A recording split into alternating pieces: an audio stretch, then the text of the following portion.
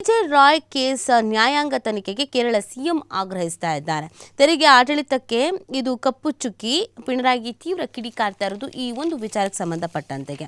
ಬೆಂಗಳೂರಿನಲ್ಲಿ ಐಟಿ ದಾಳಿ ವೇಳೆ ಆತ್ಮಹತ್ಯೆ ಮಾಡಿಕೊಂಡ ಕಾನ್ಫಿಡೆಂಟ್ ಗ್ರೂಪ್ನ ಮುಖ್ಯಸ್ಥ ಸಿಜೆ ರಾಯ್ ಸಾವಿನ ಪ್ರಕರಣದ ಕುರಿತು ನ್ಯಾಯಾಂಗ ತನಿಖೆ ನಡೆಸಬೇಕು ಅಂತ ಕೇರಳ ಮುಖ್ಯಮಂತ್ರಿ ಪಿಣರಾಯಿ ವಿಜಯನ್ ಅವರು ಆಗ್ರಹಿಸ್ತಾ ಇದ್ದಾರೆ.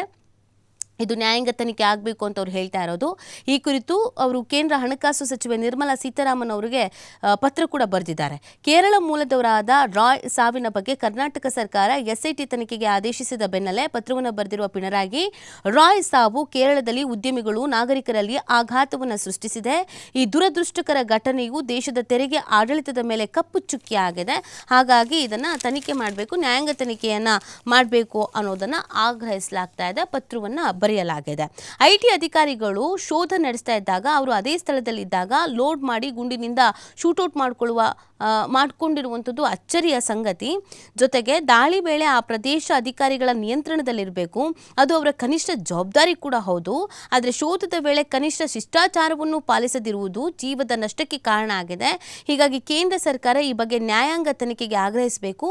ಸಾಂವಿಧಾನಿಕ ನ್ಯಾಯಾಲಯದಲ್ಲಿ ನ್ಯಾಯಾಧೀಶರಾಗಿ ಅನುಭವ ಹೊಂದಿರುವವರು ತನಿಖಾ ಆಯೋಗದ ನೇತೃತ್ವವನ್ನು ವಹಿಸೋದು ಸೂಕ್ತ ಅಂತ ಪತ್ರವನ್ನು ಬರೆಯಲಾಗಿದೆ. ಸೊ ಈ ಒಂದು ಸಾವು ಇದೆಯಲ್ಲ, ಇದು ತುಂಬಾ ಜನ ಉದ್ಯಮಿಗಳಿಗೆ, ಬಿಸ್ನೆಸ್ ಮ್ಯಾನ್ಸ್ಗಳಿಗೆಲ್ಲ ಆತಂಕವನ್ನು ತಂದೊಡ್ತಾ ಇದೆ. ಹೀಗಾದ್ರೆ ಹೇಗೆ ಅನ್ನುವಂಥ ಪ್ರಶ್ನೆ ಹುಟ್ಟಾಗ್ತಾ ಇದೆ. ಸೊ ಹಾಗಾಗಿ ಸೂಕ್ತ ರೀತಿಯಲ್ಲಿ ತನಿಖೆ ಆಗಬೇಕು ಅಂತ ಅವರು ಆಗ್ರಹಿಸ್ತಾ ಇದ್ದಾರೆ. ಇಲ್ಲಿ ಕರ್ನಾಟಕ ಸರ್ಕಾರ ಎಸ್ಐಟಿ ತನಿಖೆಯನ್ನು ಮಾಡ್ತಾ ಇದೆ, ಆದರೆ ನ್ಯಾಯಾಂಗ ತನಿಖೆ ಆಗಬೇಕು ಅನ್ನೋದನ್ನ ಅವರು ಆಗ್ರಹಿಸ್ತಾ ಇರುವಂಥದ್ದು. ಸೊ ಈಗ ತನಿಖೆ ನಡೀತಾ ಇದೆ, ತನಿಖೆಯಲ್ಲಿ ಏನೆಲ್ಲ ಮಾಹಿತಿ ಸಿಗುತ್ತೆ ಅಥವಾ ಈ ಆಗ್ರಹದಂತೆ ನ್ಯಾಯಾಂಗ ತನಿಖೆಗೆ ವಹಿಸಲಾಗುತ್ತೆ, ಏನು ಎತ್ತ ಅನ್ನೋದನ್ನ ಕಾದು ನೋಡಬೇಕಾಗಿದೆ. ಮುಂದೆ ಸಾಕಷ್ಟು ಸುದ್ದಿ